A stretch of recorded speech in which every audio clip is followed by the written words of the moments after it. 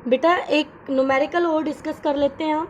इस न्यूमेरिकल में क्या कह रहा है, हमारे पास एक 900 पिकोफैराड का कैपेसिटर है जिसको 100 वोल्ट की बैटरी से चार्ज किया जा रहा है और फिर उसकी एनर्जी स्टोर पूछी गई है और फिर कहता है बैटरी को डिस्कनेक्ट करके इसको सेम आइडेंटिकल कैपेसिटर से कनेक्ट करिए और फिर बताइए एनर्जी स्टोर कितना होगा सिस्टम का।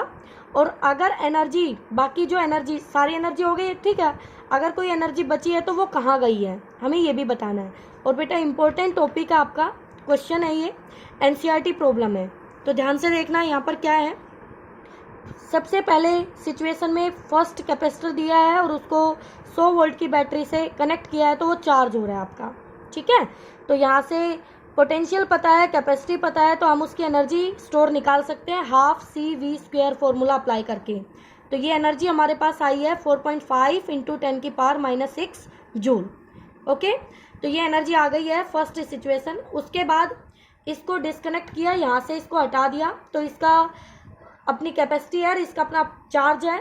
तो अब इसको दूसरे अनचार्ज कैपेसिटर जिसका पोटेंशियल 0 है, उसको किसी बैटरी से नहीं जोड़ा था पहले हमने, और अब इन दोनों को कनेक्ट कर दिया। तो इसका पहले वाले का पोटेंशियल 100 है और दूसरे वाले का 0 है।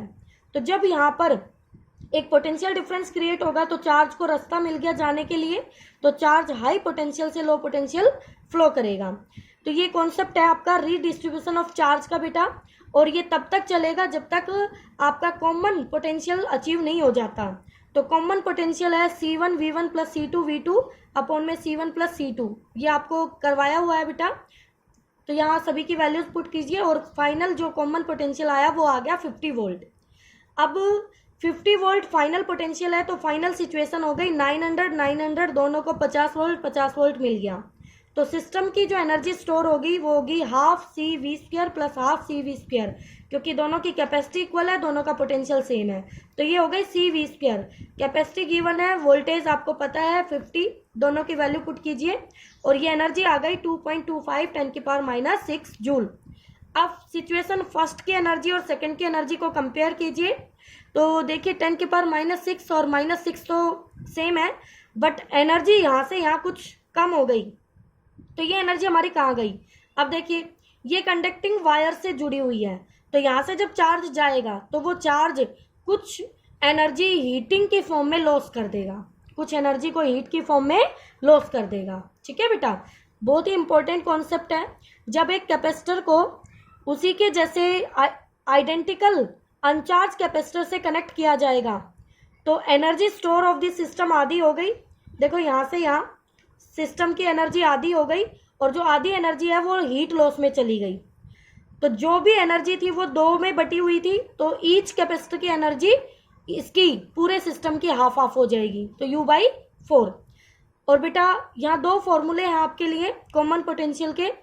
अगर हमारे पास गिवन कैपेसिटर्स की प्लेट्स पॉजिटिव से पॉजिटिव और नेगेटिव से नेगेटिव जुड़ी है, तो हम अपना फॉर्मूला कॉमन पोटेंशियल का यूज करेंगे C1V1 + C2V2 divided by C1 + C2।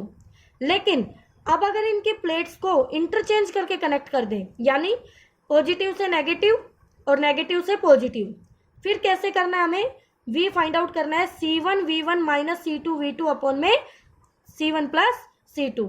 तो इस तरह से आप कॉमन पोटेंशियल फाइंड आउट कर सकते हैं जब आपके पास ऐसे सिचुएशन गिवन हो, ठीक है बेटा। तो इसको अच्छे से करना आप लोग, ओके।